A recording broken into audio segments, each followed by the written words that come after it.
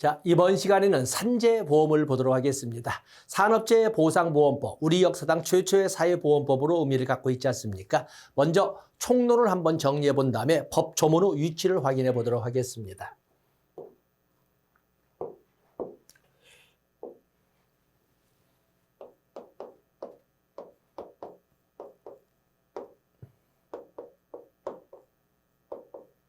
자, 산재보험법은 1963년에 법률로 제정되고 64년부터 시행된 우리 역사상 최초의 사회보험법입니다.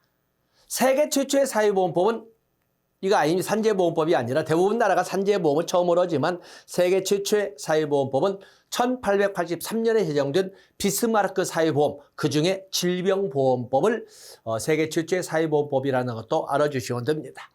자, 산재보험. 산재보험은 첫 번째, 누구를 대상으로 하는가? 이 대상은 고용보험법과 산재보험법은 동일하다고 그랬습니다. 원칙은. 그래서 근로자를 사용하는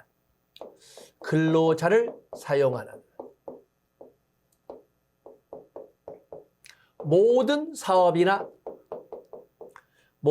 사업이나 사업장을 적용의 원칙으로 합니다. 이 중에 가입자는 사업주만 가입자로 합니다. 근로자는 아닙니다. 그렇기 때문에 보통 책에 나올 때에 산재보험은 사업장 단위로만 관리를 한다. 이렇게 표현을 합니다. 그래서 산재보험의 가입자는 사업주로만 국한되어 있다는 것을 알아주시면 됩니다. 물론 당연히 여기에는 플러스 외국인도 포함이 되는 거죠. 이제는 우리나라의 경제 수준이나 또는 사회보장기본법 규정을 보더라도 외국인도 그냥 원칙적인 것처럼 당연히 포함되어 있습니다.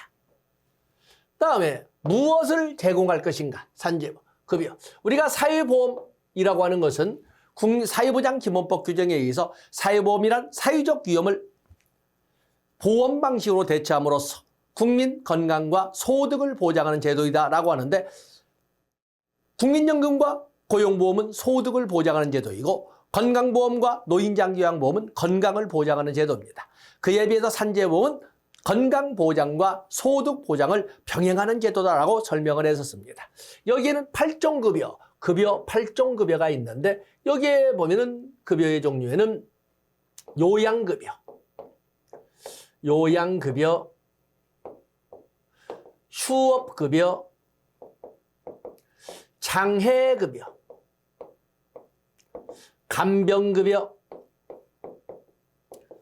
그다음에 유족급여, 사망시 유족급여, 그리고 장례비,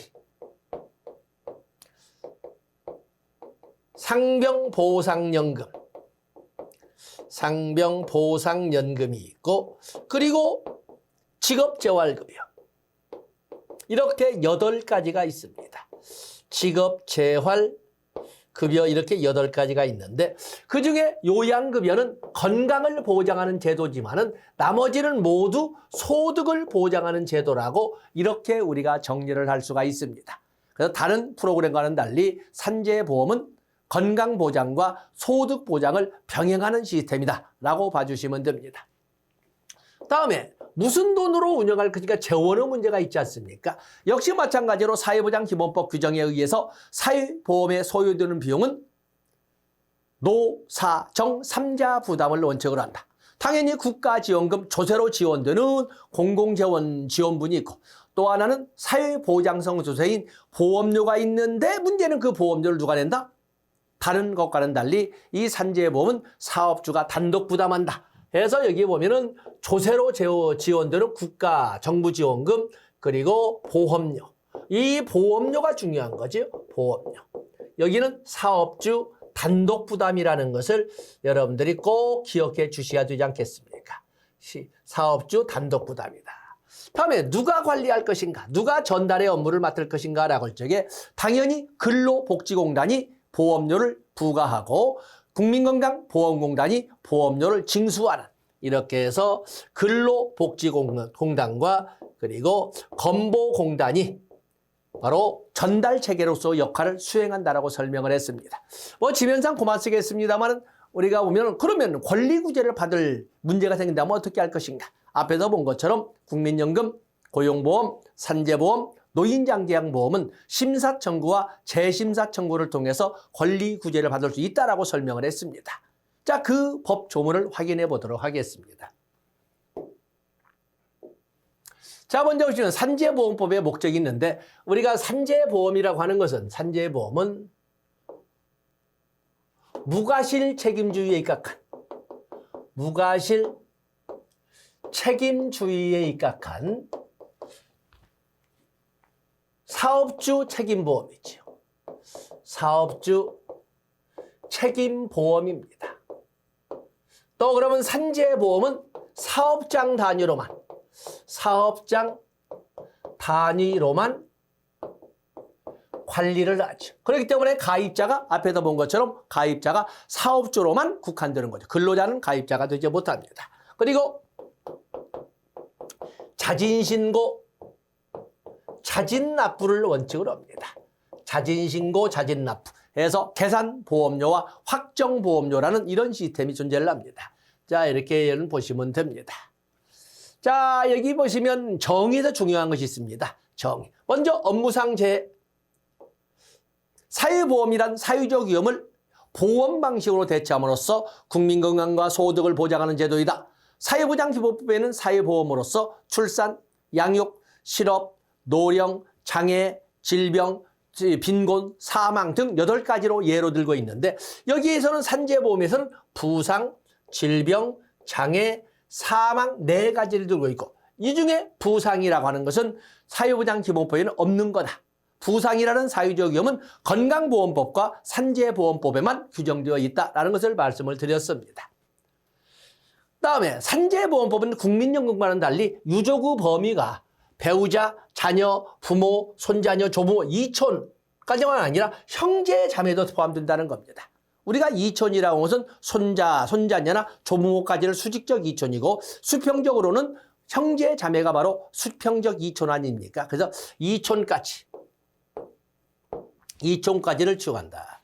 다음에 꼭 보호할 것이 치유, 장애, 그리고 중증 요양 상태를 꼭 가지고 가셔야 됩니다. 이 3가지는 반드시 가지고 갑니다. 치유는 당연히 완치되었거나 치료 효과를 더 이상 기대할 수 없고 그 증상이 고정된 이 상태를 치유라고 합니다. 물론 우리가 일상생활에서 치유라고 하는 것은 완치를 가지고 말하지만 법률상에는 완치뿐만 아니라 더 이상 치료 효과를 볼 수도 없고 더 이상 나빠지지도 않지만 더 이상 나아질 가능성도 없는 고정된 상태에 있는 것도 치유라고 표현합니다. 그러면 장애는 뭐고 중증 요양 상태는 뭐냐? 장애라고 하는 것은 치유되었으나 점차 노동력이 상실되거나 감소되어가는 이런 감소되어가는 것은 장애라고 합니다. 더 이상 완치가 되지는 않았지만 더 이상 나빠지거나 그러지도 않으면서 노동 능력은 시들어져가는 이런 쪽은 장애라고 하고 중증 요양 상태는 노동 능력이 상실되거나 감소되는 것이 아니라 감소된 이런 상태에서 치유되지 아니한 상태. 치유된 상태에서 노동 능력이 감소되거나 상실된 이런 상태는 장애라고 하지만 치유되지도 않은 상태에서 노동 능력이 감소되거나 손상된 이런 그 상태는 중증 요양 상태라고 표현합니다. 그래서 개념 꼭 봐주셔야 됩니다. 진폐도 봐주시고.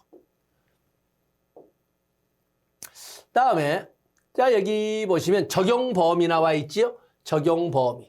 누구를 대상으로 할 것이냐라고 할 때 고용보험과 동일하게 근로자를 사용하는 모든 사업이나 사업장. 그래서 64년에는 500명 이상 사업장이었어요. 63년에 법률이 제정되고 64년에 처음 시행될 때 500명 이상 근로자를 고용한 사업장만 적용했지만 2000년부터 1인이라도 그렇기 때문에 여기 나온 근로자를 1명이라도 사용한다면 당연히 산재보험의 적용 대상이 된다라고 설명을 하고 있습니다. 2000년부터 그랬습니다. 물론 예외도 있지만. 다음에 앞에도 고용보험법에도 봤습니다마는 보험 감개의 성립 소멸, 또 보험료 등의 징수 등에 관한 내용은 고용보험이나 산재보험은 본법으로 규정하는 것이 아니라 별도의 법률인 보험료 징수법, 고용, 산재, 보험료 징수법으로 따로 정하고 있다. 그 말을 지금 하고 있습니다. 여기에 보험관계의 성립소멸도 보험료 징수에 관한 것도 고용산재 보험료 징수법에서 정하는 바에 따른다. 예, 똑같이 이렇게 보시면 됩니다. 그다음에 고용보험이나 산재보험이나 모두 보험의 관장은 고용노동부 장관이 관장을 합니다. 그다음에 재원, 고용보험이나 산재보험 역시 공공재원으로 노사정 3자 부담으로 정부 지원금인 조세 지원이 있고, 또 그러면 보험료라고는 사회보장성 조세가 있는데, 고용보험은 실업급여 보험료가 노사균등부담이기 때문에 노사균등부담이란 말을 써도 되지만 산재보험은 노사균등부담이라는 말을 쓰지 못합니다. 보험료를 누가 내요? 보험료는 사업주가 단독 부담하기 때문에 그렇습니다. 그래서 이 국가 부담 당연한 거고, 국가 부담 및 지원 나와 있고, 그리고 보험료는 뒤에서 보험료는 사업주 단독 부담이다. 앞에서 한번 총 놓을 때 적어본 적이 있죠. 단독 부담이라는 특징을 꼭 기억해 주셔야 됩니다. 때문에 사회보험에 대한 재원에서 사업주가 단독 부담하는 것은 두 가지가 있습니다. 하나는 여기에 있는 산재보험료가 있고, 또 하나는 고용보험료 중에 고용안정 직업능력개발사업 보험료도 사업주가 단독 부담하는 영역이라고 보시면 됩니다. 그래서 두 가지를 꼭 기억해 주셔야 됩니다. 다음에 역시 산재보험법에도 심의위원회가 있지요. 산재보험에 심의위원회가 있습니다. 국민연금정책심의위원회, 건강보험정책심의위원회, 고용보험위원회 같이 산재보험도 산재보험 및 예방심의위원회라고 심의위원회가 어디에 있다? 여기 하는 심의하기 위하여 고용노동부에 바로 산재보험 및 예방심의위원회를 둡니다. 다 심의위원회가 있다는 것을 보시면 됩니다.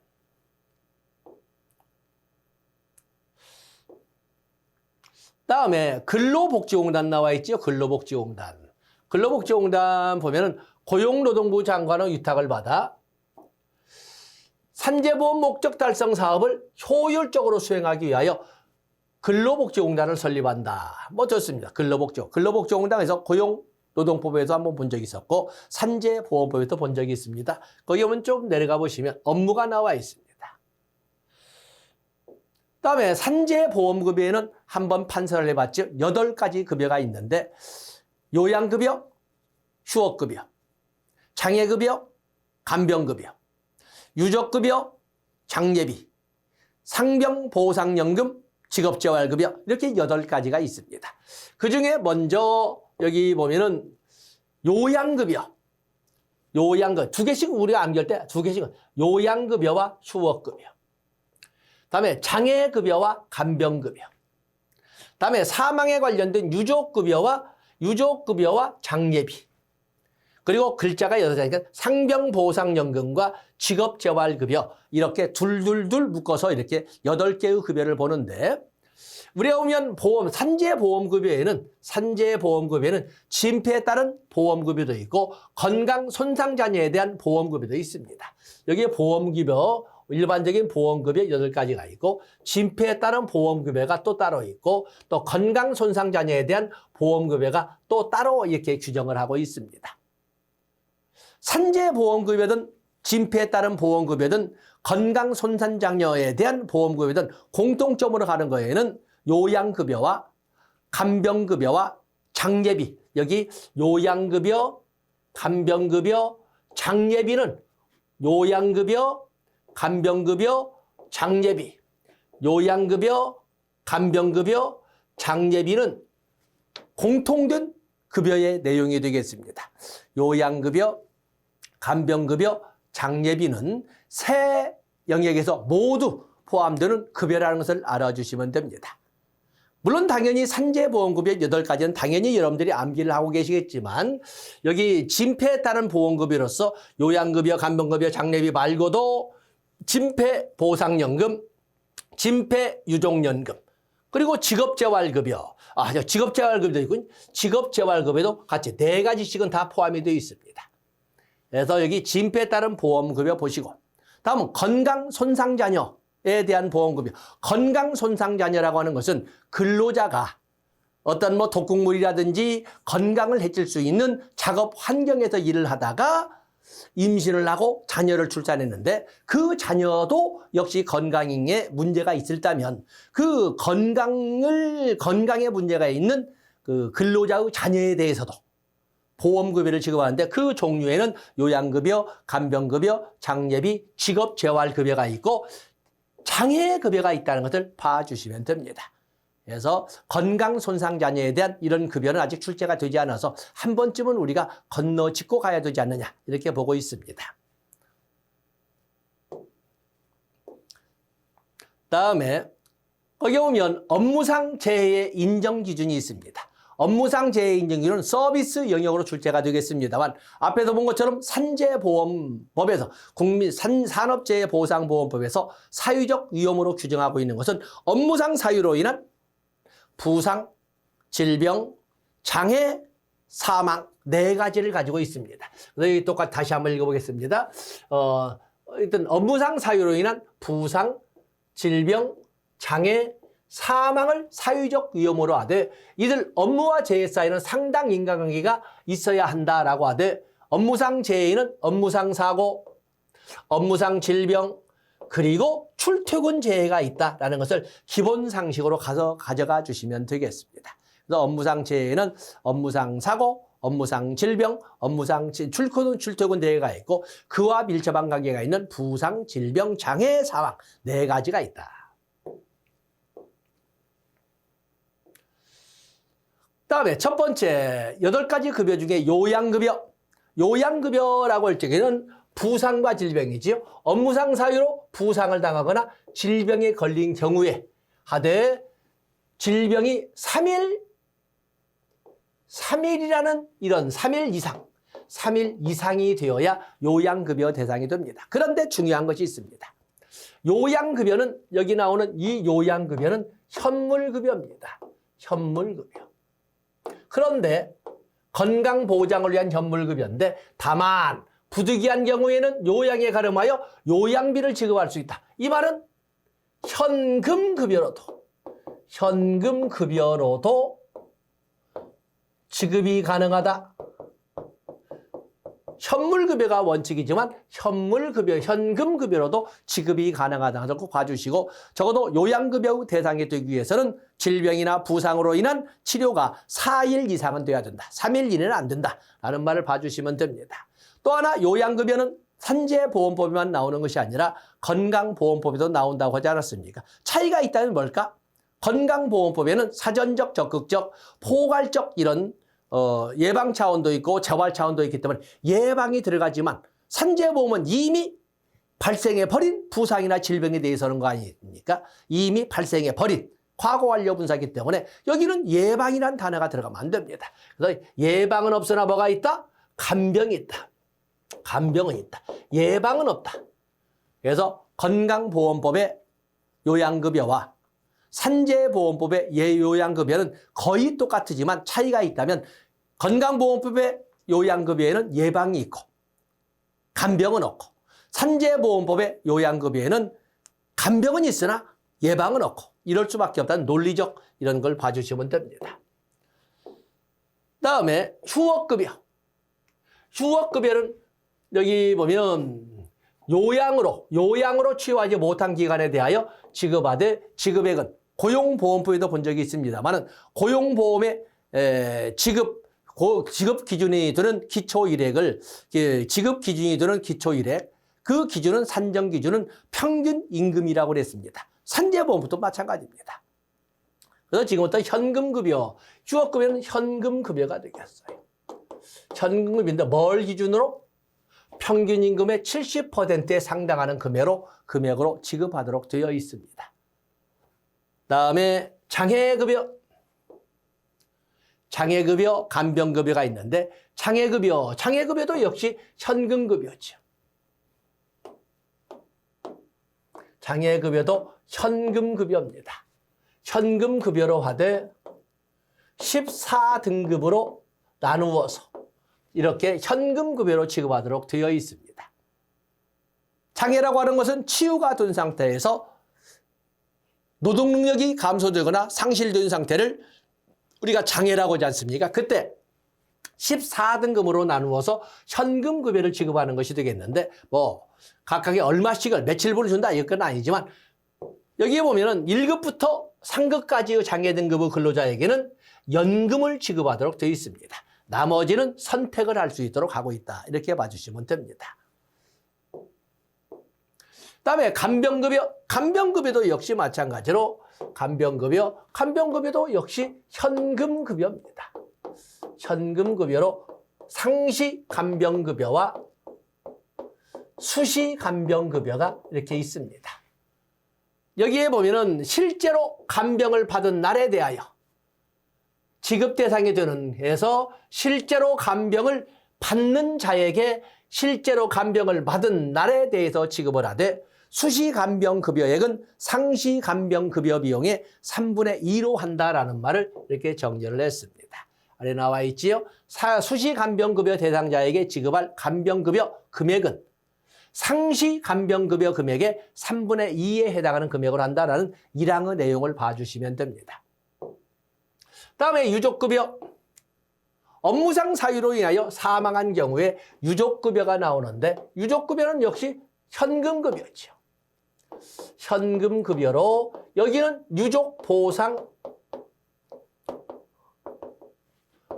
연금과 유족보상 일시금으로 하되 산정기준은 역시 평균임금을 가지고 합니다. 암격이 좋게 유족보상 일시금은 평균임금의 1,300일분을 지급을 유족보상 일시금은 평균임금의 1,300일분 평균임금의 1,300일분을 이렇게 하지 않습니까? 그런가 하면 유족보상연금 뭐 계산 공식이 있습니다만 47%를 이렇게 합니다. 어쨌든 평균임금을 기준으로 한다는 것을 봐주시면 됩니다. 다음에 상병보상연금이 먼저 나와 있군요. 상병보상연금. 여기 상병보상연금도 현금급여가 되겠어요. 현금급여. 상병보상연금은 요양급여, 요양급여,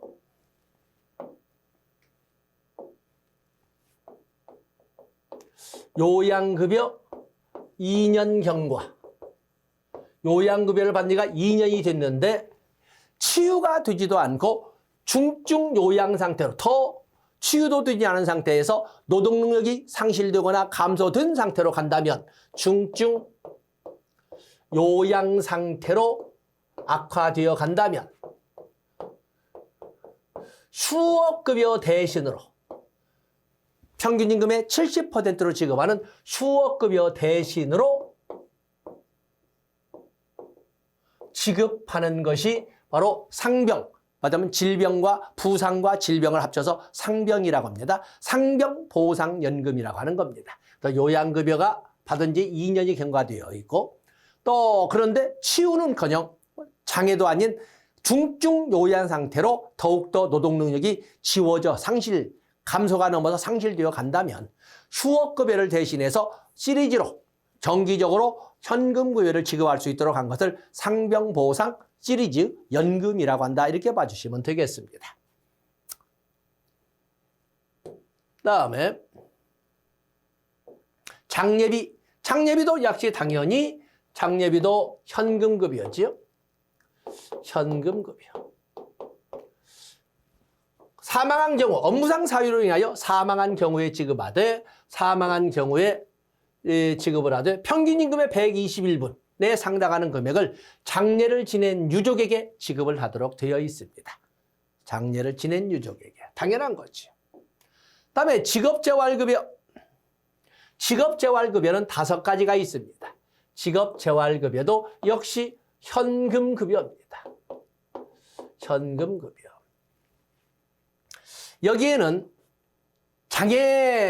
장애급여나 진폐보상연금을 받은 자 또는 장애급여를 받을 것이 명백한 자로 대통령령으로 정하는 장애급여자 중 대통령령으로 정한 1급에서 9등급의 이런 장애급여자 중 취업을 위하여 직업훈련이 필요한 훈련 대상자에 대하여 실시하는 직업훈련에 드는 비용, 직업훈련비라고 합니다. 그리고 직업훈련수당, 직업훈련이 필요한 훈련 대상자에게 대하여 주는 건 직업훈련 비용과 직업훈련수당. 그런가 하면 업무상 재해가 발생한 사업장에 복구하기를 원하는 사람이 있을 때 그를 받아주면 사업주에게 그래서 여기 사업주에게 지급하는 걸로써 직장 복귀 지원금, 직장 적응 훈련비, 재활 운동비 이렇게 해서 5가지를 직업 재활급여라고 설명을 합니다. 그래서 취업을 위해서 장애급여를 받는 자가 취업을 위하여 훈련이 필요하다고 원한다면 직업훈련비와 직업훈련수당을 현금으로 지급을 하고, 만약에 업무상 재해가 발생한 사업장에 복귀하기를 원할 때 그 회사에서 받아준다면 사업주에게 직장 복귀지원금, 직장 적응훈련비, 재활운동비의 명목으로 현금급여를 지급하는 이 5가지를 직업훈련, 직업재활급여라고 한다는 것을 봐주시면 됩니다. 다음에 다 상세적인 나와 있지요. 보시고. 다음에 특별급여가 있습니다. 특별급여에는 장애특별급여와 유족특별급여가 있습니다. 앞에서 총론을 할 적에 이 산재보험이라고 하는 것은 무과실 책임에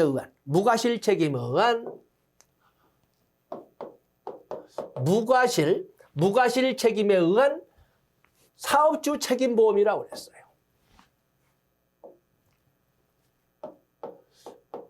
무과실 책임에 의한 사업주 책임보험입니다. 그런데 과실이 없어도 근로자의 업무상 재해에 대해서 책임을 져야 한다는 무과실 책임에 의한 사업주 책임보험인데, 그런데 여기 보면 보험자의 고의 또는 과실로 발생한 업무상 재해로 장애를 입을 경우에는 민법에 따른 손해배상 청구에 가름하여 장애특별급여를 청구하면 장애특별급여를 지급할 수 있다. 만약에 이것을 이 규정이 없다면 민사소송을 통해서 손해배상 청구를 해야 되는데, 그러려면 손해배상 청구하는 기간이 너무 길고 당연히 재판비용이나 변호사 선임비용이 너무 크고 하기 때문에 근로자는 살아남지 못하는 거예요.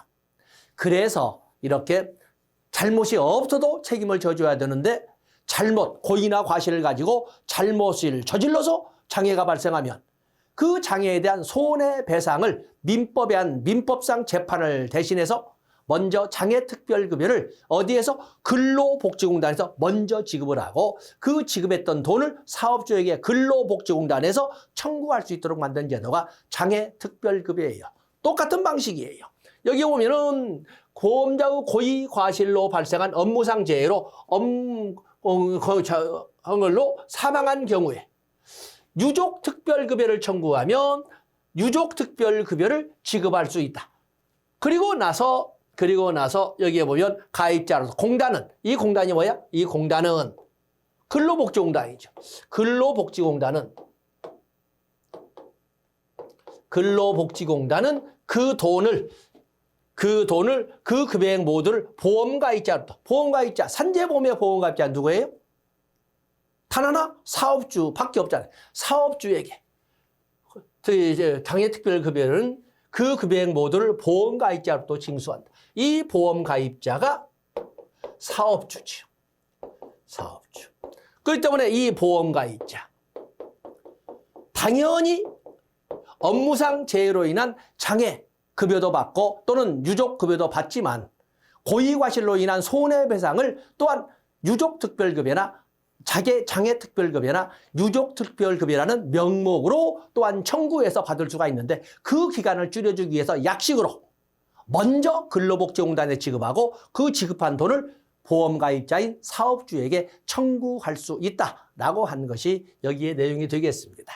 그래서 특별급여로 장애특별급여와 유족특별급여가 있다 봐주시면 되고, 다음에 급여의 지금 쭉 나와 있지요. 급여는 보험급여는 지급 결정일로부터 14일 이내에 지급해야 됩니다. 다음에 수급권의 보호, 근로자의 보험급여는, 보험급여 수급권은 퇴직하여도 소멸되지 않는다. 또 압류금지, 양도금지, 담보제공 금지 다 규정 적용된다라고 설명을 합니다. 다음에 권리구제. 우리는 국민연금, 고용보험, 산재보험, 노인장기요양보험과 같은 경우에는 권리구제의 절차는 유사하게 심사청구와 재심사 청구를 통해서 권리구제를 받을 수 있다라고 우리가 설명을 했습니다. 여기 보시면 심사청구, 그렇죠? 이 공단은 당연히 근로복지공단이 있지요. 근로복지공단에 심사청구를 할 수 있다. 심사청구를 심의하기 위하여 공단의 산업재해 산재보험 심사위원회를 둔다라고 되어 있습니다. 그리고 나서 재심사청구, 심사청구에 불복하는 자는 산재보험 재심사위원회 재심사 청구를 할 수 있다. 뭐 이런 정도. 너무 자세히까지 절차까지는 변호사가 할 것이고 이런 정도 봐주시면 되겠습니다. 그다음에 거기 보시면 시효가 나와 있습니다만 시효도 여러분들이 그냥 일별해 주는 걸로 보고 여기 특례를 보도록 하겠습니다. 산재보험법에는 특별 예외 규정 7가지가 있습니다. 해외 사업에 대한, 국외 사업에 대한, 또 해외 파견자에 대한, 한번 쭉 보겠습니다. 그래서 특별 예외 규정으로 국외 사업에 대한, 해외 파견자에 대한, 현장 실습생에 대한, 학생 연구자에 대한, 그리고 중소기업 사업주에 대한, 중소기업 사업, 특수형태 근로종사자, 특수형태 근로종사자에 대한, 그런가 하면 기초수급자에 대한, 이렇게 기초수급자에 대한. 그래서 산재보험법에는 특별 예외 규정으로, 고용보험에는 보통 자영업자에 대한 실업급여 특례를 별도로 규정해서 살펴봤습니다만 여기 산재보험법에는 특별 예외 규정으로 국유사업에 대한, 해외 파견자에 대한, 현장 실습생에 대한 이런 등등해서 국기법에 의한, 국민기초생활보장법에 의한 수급자에 대한 특례까지 7개의 특별 예외 규정을 따로 두고 있다는 것을 알아주시면 됩니다. 내용까지는 그렇고 제목으로만 여러분들이 접근해 주시면 됩니다. 자, 이렇게 해서 이제는 우리가 첫 번째 사회보험법이었던 산재보험법을 마무리한 걸로 하겠습니다. 고맙습니다.